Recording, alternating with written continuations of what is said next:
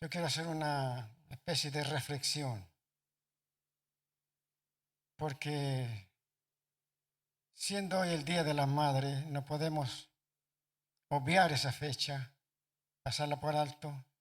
Si bien nosotros sabemos el verdadero significado de la madre para cada uno de sus hijos, pero como decía la pastora, estamos inmersos en un mundo en donde también debemos saber canalizar este tipo de cosas y hacerlo todo para la gloria de Dios, para que Él reciba el reconocimiento, el agradecimiento, la gratitud por nuestras madres.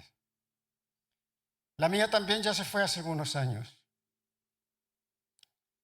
pero uno nunca la olvida, ¿no? Y en mi caso, sigo dando gracias a Dios por mi vieja, como se dice del otro lado de la cordillera, porque se fue a la edad de 94 años, después de haber tenido 17 hijos, de haber criado a 15, los cuales todos vivimos aún. Así que tenemos para armar nuestro propio equipo, con algunos que pueden ir al banco de reserva, y si falta el árbitro lo colocamos nosotros también. Y mi viejo hace poco que se fue también, a la edad de 101 años. Así que cómo no agradecer por quienes nos dieron la vida y se entregaron en todo sentido, y especialmente en esto que acabo de decir, a sus hijos. Porque hoy, cuando uno dice tres, no, tres es multitud.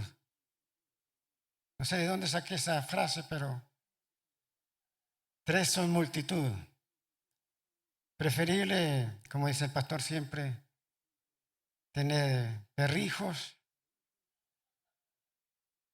que en vez de tener hijos mismos. Y porque yo no entiendo, la verdad, para mí siempre ha sido un misterio, pero un misterio lindo, maravilloso, un misterio que no lo he podido nunca descifrar. ¿Cómo mis viejos se la arreglaron con 17 hijos? Entre mis recuerdos de adolescente o de mi niñez, cuando teníamos que irnos para la escuela, 4 se estaban preparando en la mañana y otros 3 o 4 más en la tarde. ¿Cómo hacerlo? Si hoy en día los matrimonios con uno o con dos dicen que es demasiado ya. Que lo de poblar al mundo no es solamente tarea de un matrimonio. Hay que hacerlo entre todos. Y lo toman como con 2 hijos ya en demasía. Y con 15. Bueno, por algo habrán llegado a eso, ¿no? Eh, Hay un salmo, que es el Salmo 90, versículo 2. Versículo 12, por favor. Salmo 90, 12, que es un texto que muchas veces se ocupa y se considera para otro tipo de evento, para otro tipo de situación. Pero hoy lo vamos a usar de otra manera. Dice, enséñanos de tal modo a contar nuestros días que traigamos al corazón sabiduría. Enséñanos de tal modo a contar nuestros días que traigamos al corazón sabiduría. Y voy a tomar un poco la palabra días. ¿Hay alguno de apellido Díaz por acá? Para que no se lo tome personal esto. Entonces, hay día de la madre, día del padre, aunque algunos padres de los cuales yo también me asumo, pasa un poquito como sin pena ni gloria el día del padre, ¿no?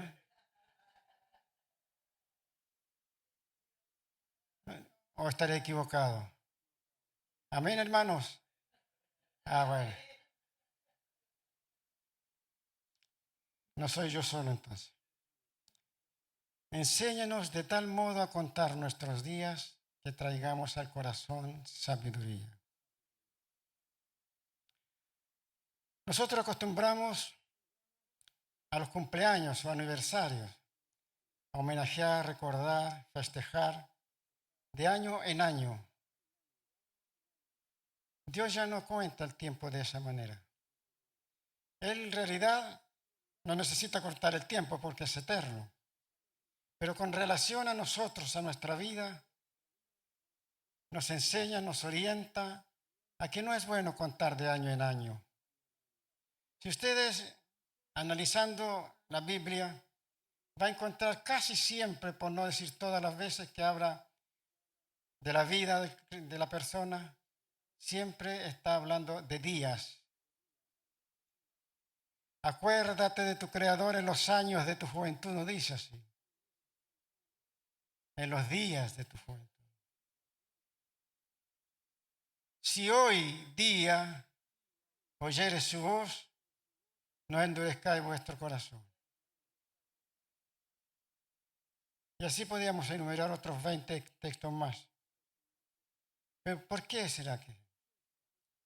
Porque muchas veces cuando es de año en año y que uno recién considera esa fecha para traer a colación lo que corresponde, han pasado mucha agua bajo el puente y hay muchas cosas que ya no tienen remedio, que no hay forma de mejorar, no hay forma de decir esto necesita una restauración, ya, un arreglo, o necesita ser abandonado, priorizar otras cosas, dejar de lado esto porque no va bien.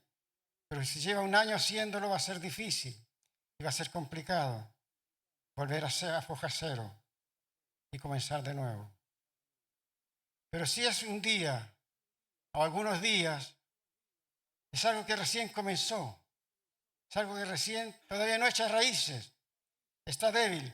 Y si no es correcto, si no es bueno, si no es aconsejable, si se dio cuenta que no iba por el camino correcto, no tiene mayores problemas o dificultades para volver atrás,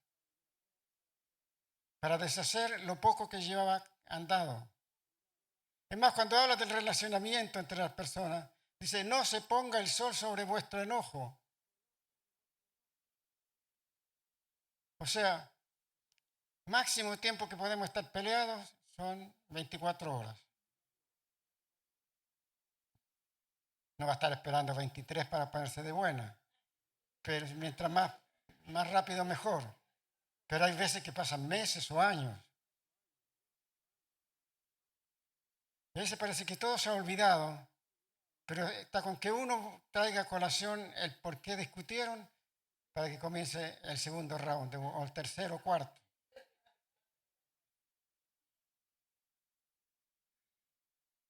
Enséñanos de tal modo a contar nuestros días, de tal modo a contar nuestros días que traigamos al corazón sabiduría. Tenemos el Día de la Madre, que es lo que estamos homenajeando hoy. Pero nuestras madres deben ser homenajeadas todos los días, como corresponde. Si alguien se olvida de los 364 días y solamente se acuerda para el Día de la Madre, sepa que está equivocado, que no es así. Y que no es de parte de Dios ese pensamiento tampoco. Porque así como en Romanos 8:28, un texto que conocemos todos de memoria, y hablando de buena memoria, ¿cómo dice? ¿Alguien se lo sabe de memoria que lo diga en voz alta? Porque todas las cosas ayudan a bien.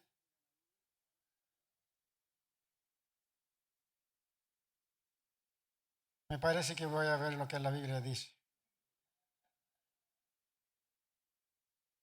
Y sabemos que a los que aman a Dios, todas las cosas les ayudan a bien. Esto es, a los que conforme a su propósito son llamados. Cuando Dios nos llama con un propósito. No nos llama porque somos lindos, si no, no se salvaría nadie. No nos llama porque somos buenos, no nos llama porque tenemos ciertas cualidades especiales y específicas. No, hermano. Nos llama porque Él tiene un propósito para con nosotros. Para con todos, pero el llamado es para todos.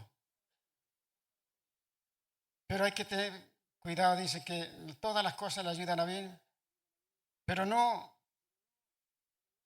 sino solo a aquellos que conforme a su propósito son llamados. Pongamos un ejemplo. A veces un ejemplo vale más que 1000 palabras. Si usted tiene el don de oración, pero lo menos que hace es orar, interceder, pedir. Y venir los miércoles acá, bueno, no es que pedir tanto tampoco. Tampoco viene. Yo le puedo afirmar, sin temor a equivocarme, que usted no está viviendo de acuerdo al propósito de Dios. No. Porque Dios le dio una capacidad, le dio un don para que usted lo ejerza, para que usted lo trabaje, para que usted lo multiplique, para que bendecir a otras vidas con ese don. Y no lo está haciendo. No está viviendo conforme al propósito con que fue llamado. Fue llamado para ser un intercesor. Fue llamado para ser un hombre o una mujer intercesora que pide, que clama, que ruega, que intercede por sus hermanos, por quien sea. Si no lo está haciendo, está fuera del propósito de Dios. Dios no está contento con eso, no está conforme con eso, no está de acuerdo con eso. Y así lo podríamos enumerar muchos otros ejemplos. Pero nosotros somos inteligentes, ya nos dimos cuenta cómo está el asunto. Porque muchas veces acontecen cosas en la vida del cristiano y algunos dicen, ¿por qué a mí? ¿Por qué a mí? Puede ser por varias razones. Una de ellas puede ser porque es la voluntad de Dios. Y usted todavía no entiende, no comprende, como Jesús le dijo a Pedro, lo que yo hago ahora, tú no lo entiendes en este momento, pero lo entenderás después. Bueno, hay cosas que nos acontecen, que pasan en nuestra vida y no las entendemos de buenas a primeras. Pero Dios a su debido tiempo traerá la claridad, traerá el discernimiento y nos entregará el mensaje que corresponda.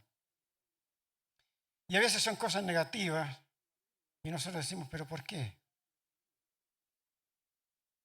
Y a veces justamente esas cosas negativas no nos ayudan a bien.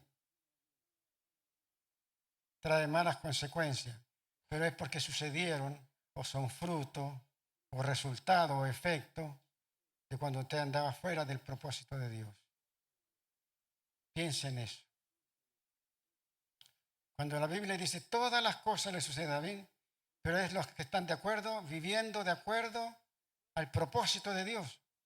Y si usted está fuera del propósito de Dios, traspasó los límites del propósito de Dios, saltó la cerca del propósito de Dios, y lo que acontezca allá afuera es problema suyo, está bajo su responsabilidad. Usted tiene, yo tengo, nosotros, el que acontezca algo con él, con ella, tendrá que asumir las consecuencias. Que Dios puede librar, que Dios puede mejorar, que Dios puede solucionar. Obvio que puede. Pero es que muchas veces interpretamos esto como que todo lo que pasó me ayuda para bien. Y hay muchas cosas que acarrean más problemas, dificultades, por no hacer las cosas bien. Por no priorizar lo que Dios dijo que teníamos que priorizar. Buscad primeramente el reino de Dios y su justicia, y todo lo demás vendrá por añadidura. Pero si nosotros andamos como dando golpes al aire en busca de las añadiduras, a ver si por ahí en una de esas nos topamos con el reino de Dios. Si actuamos así, no estamos viviendo el propósito de Dios. No estamos viviendo conforme a la voluntad de Dios. Y lo que ahí le suceda, lo que ahí me suceda, o para quien sea el caso, no le ayudó a bien, le complicó la vida. Y eso no entra aquí en Romanos 8:28. No hace parte de esto. Dice todas las cosas, pero dice todas las cosas. Sí, todas las cosas que están dentro de la voluntad de Dios, dentro del propósito de Dios, dentro de lo que Dios tiene planificado para cada uno de sus hijos. Pero si usted se salta la cerca, traspasa los límites, le va a pasar lo mismo que la historia que contó Jesús. Un hombre abandonó Jerusalén y descendió hacia Jericó. A mitad de camino, ¿qué le pasó? Cayó en manos de asaltantes, casi lo mataron. A no ser por el buen samaritano, hubiera muerto en la soledad del desierto. Saltó la cerca, salió de Jerusalén. Jerusalén simboliza la ciudad de Dios, la Sión de Dios, el lugar de los redimidos, nuestra ciudad celeste. Simboliza y representa muchas cosas, pero representa lo bueno. Allí habita Dios. Allí está Dios.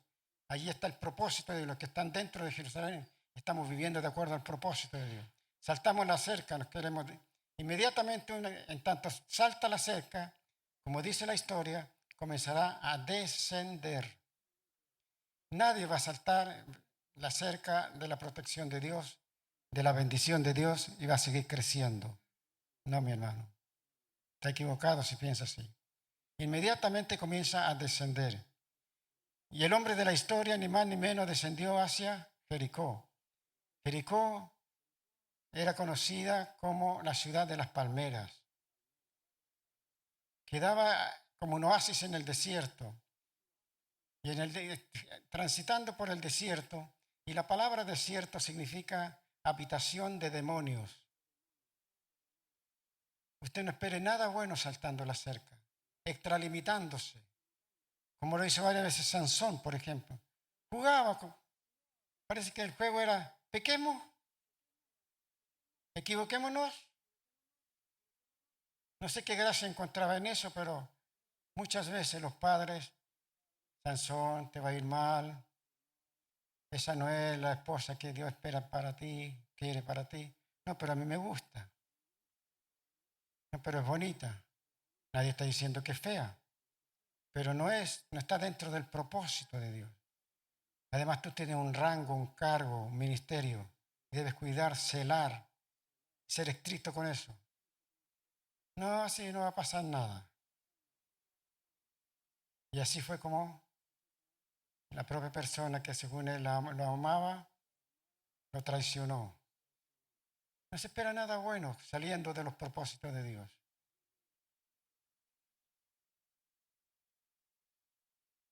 Entonces tengamos mucho cuidado. Hay otra historia que quiero compartir con ustedes también, que es sobre Noemí. Noemí y Ruth.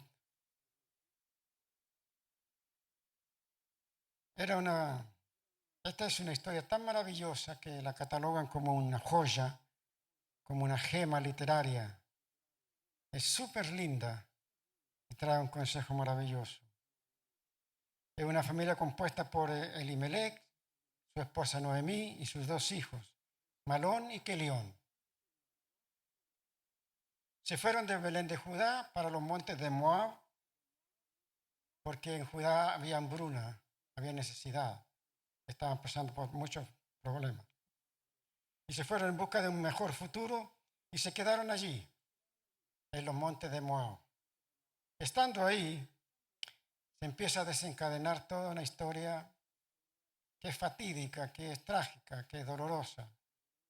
Muere Elimelech, el esposo de Noemí. Allí ella queda sola con sus dos hijos. Estos jóvenes buscaron esposa entre las moabitas y ambos se casaron. Una con Ofra y el otro con Ruth.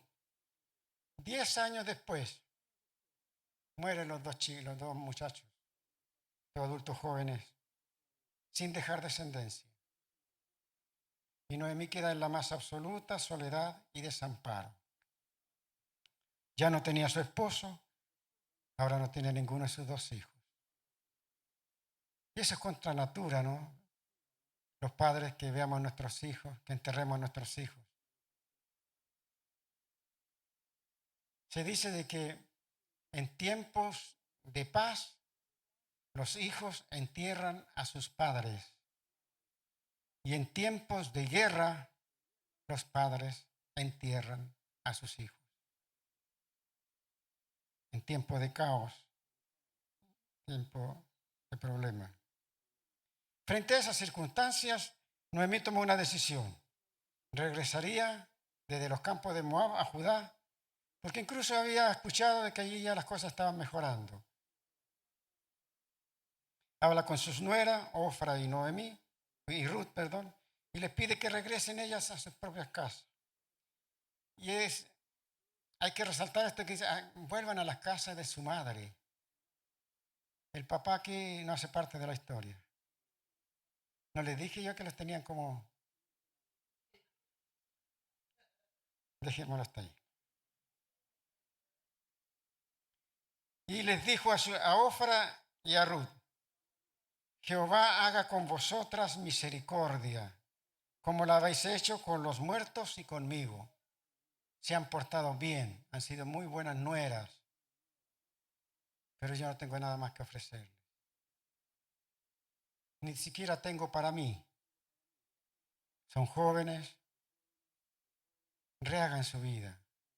Dense esa oportunidad, que quedándose conmigo no existe ni la más mínima, ni la más remota posibilidad de que ustedes tengan un mejor futuro. Porque le dijo ella así, no, hijas mías, que mayor amargura tengo yo que ustedes, pues la mano de Jehová ha salido contra mí. Años pasando dificultades, enterrando a mi esposo primero, enterré a mis dos hijos, viuda y desamparada. Váyanse mejor a sus casas, que les va a ir mucho mejor que quedándose conmigo. Y es aquí donde viene el asunto importante. Una de ellas, Ofra, besó a su suegra y se marchó. Y una vez que se hubo marchado, Noemí se vuelve hacia Ruth y le dice, allí en el capítulo 1, desde el versículo 14 en adelante. Ruth, capítulo 1, versículo 14 adelante, dice, ellas otra vez alzaron su voz y lloraron. Y Orfa besó a su suegra, mas Ruth se quedó con ella. Y Noemí dijo, he aquí tu cuñada se ha vuelto a su pueblo y a sus dioses. Vuélvete tú tras ella. Respondió Ruth, no me ruegues que te deje y me aparte de ti, porque a donde quiera que tú fueres, iré yo, y donde quiera que vivieres, viviré. Tu pueblo será mi pueblo y tu Dios será mi Dios. Qué maravilloso, hermano. Realmente es una respuesta que Dios debe haberlo dejado con una enorme sonrisa en el rostro. Tu pueblo será mi pueblo y tu Dios será mi Dios. Donde tú murieres, moriré yo, y allí seré sepultada. Así me haga Jehová y aún me añada que solo la muerte hará separación entre nosotras dos. Estaba muy segura de sí misma.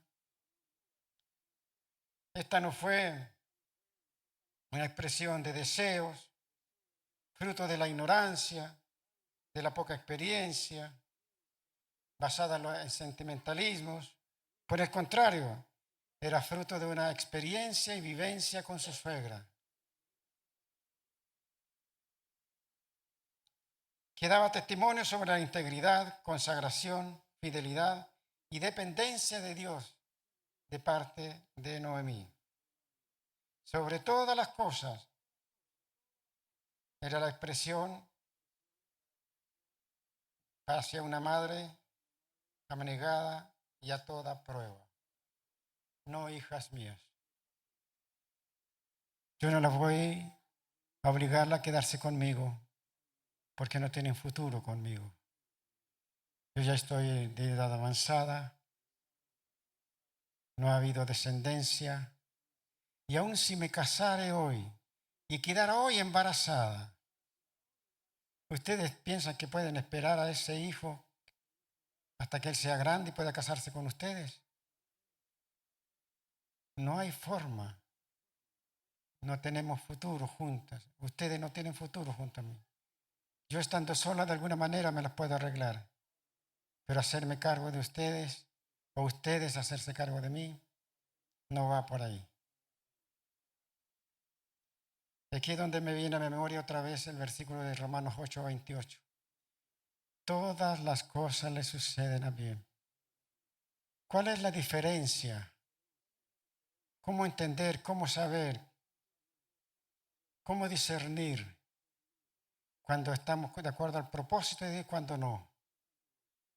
Porque aunque estemos pasando tristezas, necesidades, angustia, dolores, cualquier dificultad, cuando está dentro del propósito de Dios, del plan de Dios, no se borra la sonrisa de nuestro rostro. No renegamos contra las cosas de Dios. Seguimos adelante porque sabemos que Dios está administrando y ministrando ese momento, esa dificultad, esa necesidad. Pero cuando no está de acuerdo al propósito de Dios, cualquier cosita nos hace decir cosas que después tenemos que arrepentirnos. A veces hasta, como alguien dijo una vez, un dolor de cabeza me deja en la casa.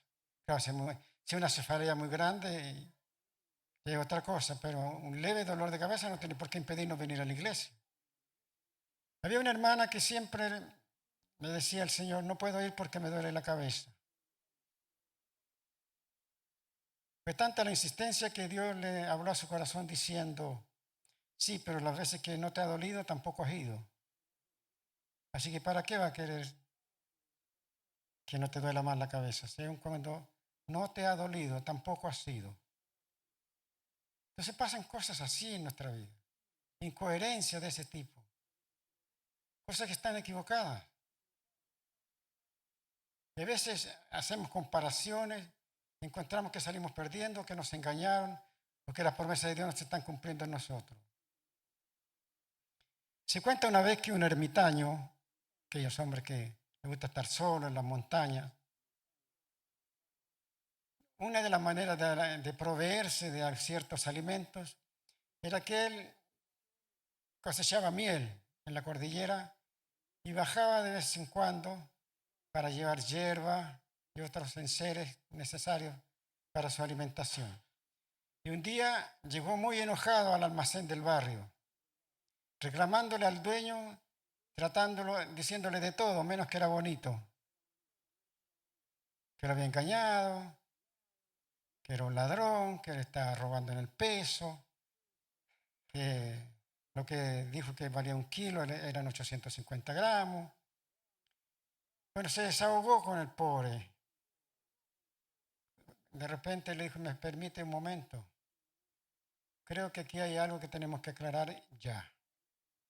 Lo que yo hago para darle su mercadería, coloco el kilo de miel aquí en esta parte de la balanza y después coloco una bolsa donde voy echando la hierba.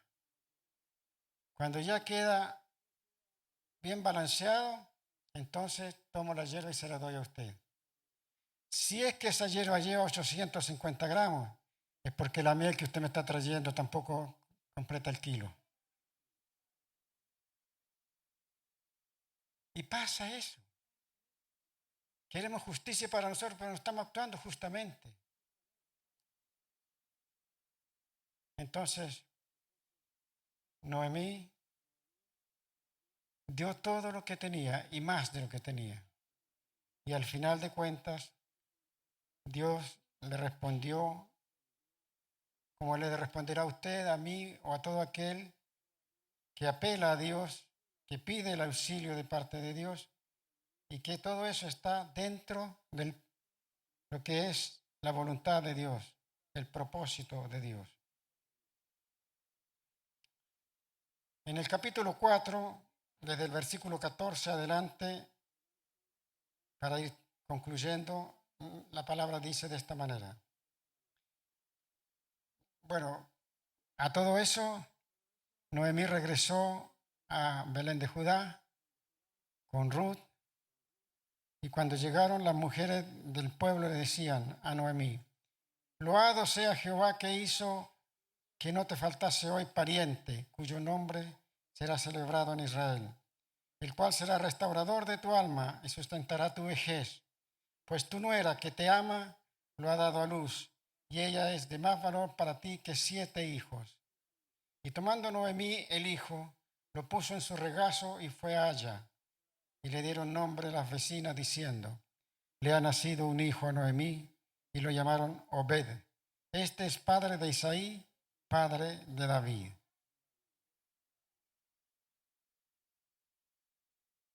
¿Cómo termina? Qué lindo que termina. ¿Y sabe por qué termina con un final feliz? Porque esto no es un cuento de hadas. Porque Dios actúa así con todos aquellos que, aún sufriendo, padeciendo, teniendo inclusive alguna necesidad, no toda la vida, pero pasa por momentos difíciles, pero no se pierden del camino, no saltan la cerca, no van más allá de los límites y siguen estando dentro y bajo el propósito de Dios. Su nuera Ruth se casó con Boaz, tuvieron un hijo llamado Obed, el cual era nieto de David. Y así pasó a formar parte del árbol de la genealogía de Jesús. Así Dios hace con sus hijos. Por eso, mamitas, más allá de todo, yo también quisiera sumarme a la expresión de buen deseo y oración en favor de ustedes, pero sepan que hay muchas cosas que solo ustedes pueden hacer. Y cuídense de estar siempre bajo el propósito de Dios, porque puede ser lo más amargo, lo más difícil, lo más complicado, pero si está dentro del propósito de Dios, el final será feliz. El final será feliz. Que el Señor nos bendiga a todos. Muchas gracias.